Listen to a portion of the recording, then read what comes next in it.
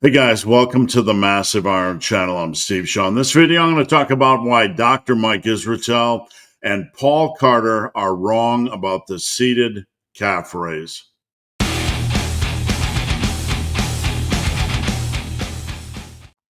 Before I get into this topic, if you guys need coaching, check out the link down below. Coaching is what I do for a living.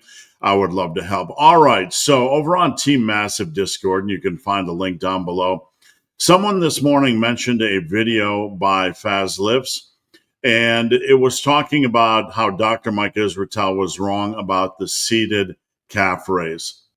Now, I found this interesting because talking about the soleus and the seated calf raise is something I've been discussing on this channel basically since the start.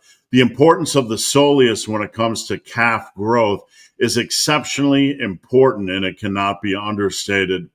I was completely unaware of the hate, for lack of a better word, by Dr. Mike Israetel and Paul Carter over the seated calf raise.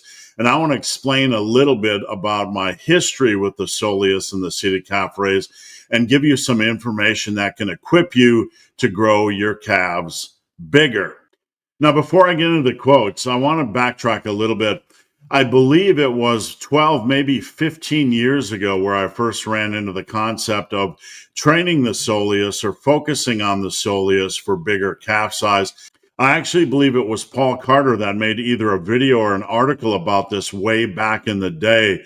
I can't find it, and if you can find this information, go right ahead and post it in the comments. But I remember him specifically talking about working the soleus to bring up the calves.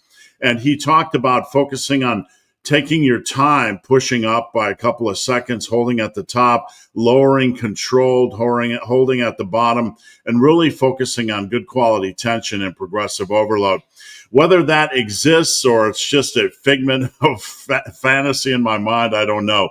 But let's get into the details about how Dr. Mike and the current iteration of Paul Carter are incorrect about the seated calf raise.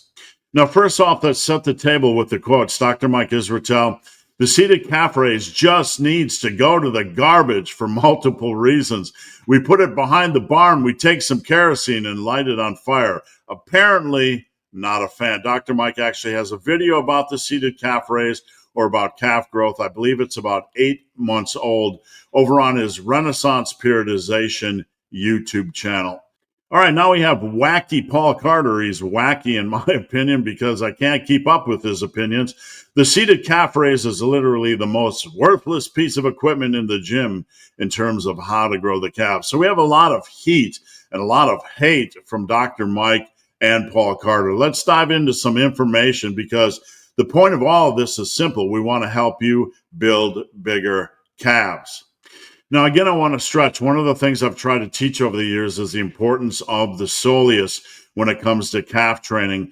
It's a large, beefy muscle that lies underneath the gastrocnemius and is best targeted using the seated calf raise. So if you want to bring up your calves, you need to have the seated calf raise in the mix. The soleus makes up about 60 to 70% of your calf mass. Just linger on that point for a moment. 60 to 70% of your calf mass. So if you have small calves, obviously you need to take this seriously. The calf muscle group is comprised of two major muscle areas. The gastrocnemius, which has two heads, more superficial. These are the heads you see in all the sexy bodybuilding photos, right? You can see the big calves or the small calves, etc. Or when you just see the dad calves mowing the lawn, this is what you see.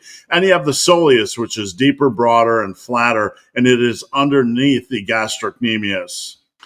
Now, ignoring the soleus by skipping the seated calf raise means leaving a large part of the calf untrained, especially for growth and total mass. The soleus is best targeted when the knee is bent, which is why seated calf raises are the go-to exercise.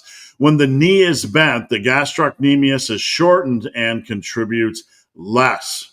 This allows the soleus to take on more of the load.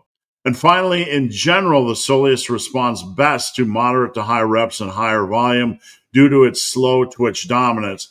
Even with this said, I would recommend focusing on training your seated or standing calf raise with a little bit of more moderate or even lower rep work focused on progressive overload. We don't need to go crazy, but there's no downside on doing 6 to 8 or 8 to 10 rep sets. Now, I mentioned this earlier, but because the calves have a limited range of motion, there's just not a lot of movement with the calves. I recommend being very deliberate with your calf training. Focus on controlling the weight as you raise it. We don't need to go super slow. Hold it briefly at peak contraction and then lower the weight controlled. Again, not super slow, but you want to be very deliberate and very focused. You don't need to perform slow-mo reps. Just stay in this controlled zone while steadily working towards progressive overload. And finally, the take-home tips for calf training, because that's what we're here for. Use both standing and seated because you are now equipped with how calf physiology actually exists in the real world, right? Focus on control. Focus on progressive overload. You need to get them a lot stronger than they are now in the lane of hard training. This is something you don't see in the gym. When's the last time you've been in the gym and saw somebody with amazing calf strength? And finally, treat calves seriously. You hear a lot about chest days and back days and bicep training, but you don't see a lot of passion when it comes to calves training. I have a couple clients that are taking it very, very seriously, and they are experiencing noteworthy calf growth. All right, guys, thank you for watching. Have a great day.